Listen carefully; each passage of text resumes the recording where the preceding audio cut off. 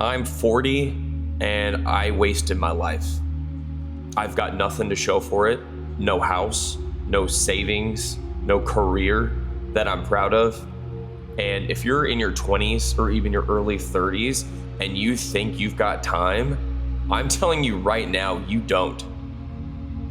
You think it's harmless to keep chasing women and wasting money and avoiding responsibility. But one day, and you'll realize you've got no leverage. You will be stuck working a job that you hate with nothing to show for it except memories that don't even matter. And it leaves you with no air in your lungs. You know what that pain is when you think about.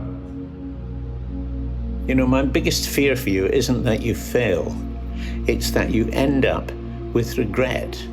That you'll be waking up in your 80s realizing your body is slowing down and your heart aches for the life you never gave yourself permission to live, and you're haunted by all the things you didn't do. And it wasn't because you couldn't, it was because you didn't let yourself try. Because you were too busy doing what other people wanted you to do. You spent your time doubting yourself or just waiting for everything to be right, the perfect moment. Fear can be useful if you know that you are driven by fear to some degree. And in some ways, it's almost shameful to say it, because it was the reason that I never want to have used described for me is because I behaved like a coward. I was afraid of everything. I was afraid of failing. I was afraid of my dad's judgment. I was afraid of everything. And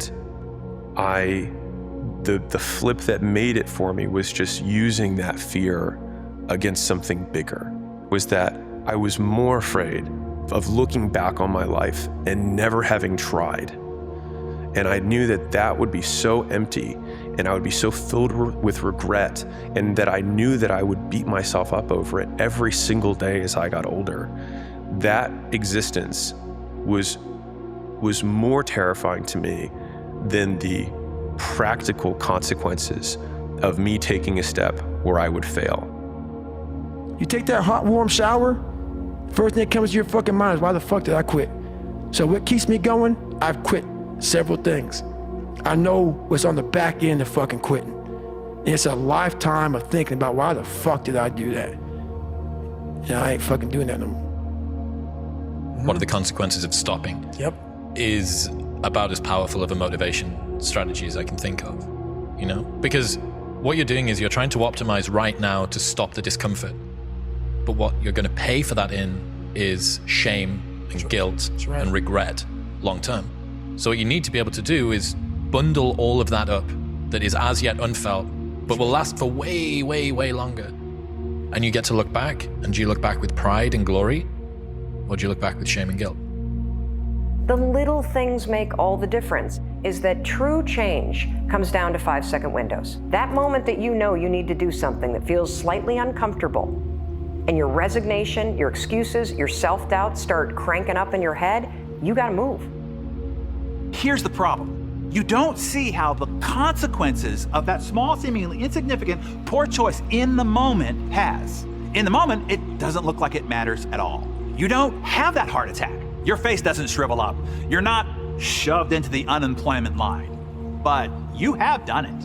And that choice, and then it compounds into calamity, into divorce, into career failure and financial ruin.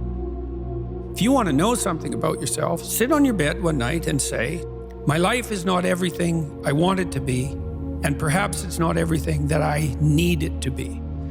And you ask yourself, what's one thing I'm doing wrong, that I know I'm doing wrong, that I could fix, that I would fix? You meditate on that, you'll get an answer. And it won't be one you want, but it'll be the necessary one. So the things that we run from the truth. We're running from the truth, man.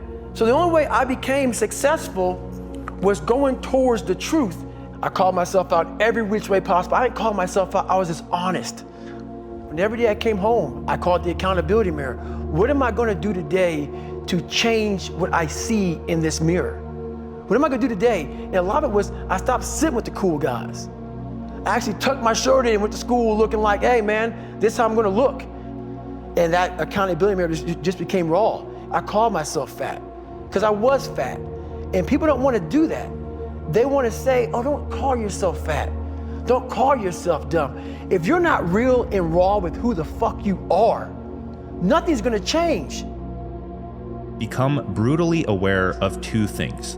The first is what you don't want. The second is where you will end up if you keep doing the same things in life. It's not pretty at all, by any means. You should feel very uncomfortable with the possibility of where you could end up in life if you do not take control of your life. And they should be used, not suppressed, but used for good.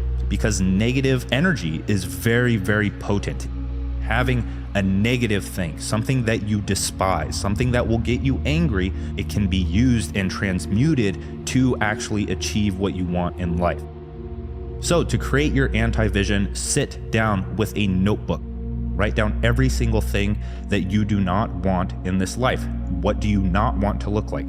What do you not want your future to be? What do you not want your day to look like on an everyday basis? And from that, it will be much clearer to you what your vision will actually be, because it's just the opposite of those things. And so when you look at your anti-vision after creating it, or as you're writing it, you should feel uncomfortable. And so with that discomfort, you should laser in on one big goal. When the pain of staying the same is greater than the pain of change, I think pain moves people far, far more effectively than pleasure does.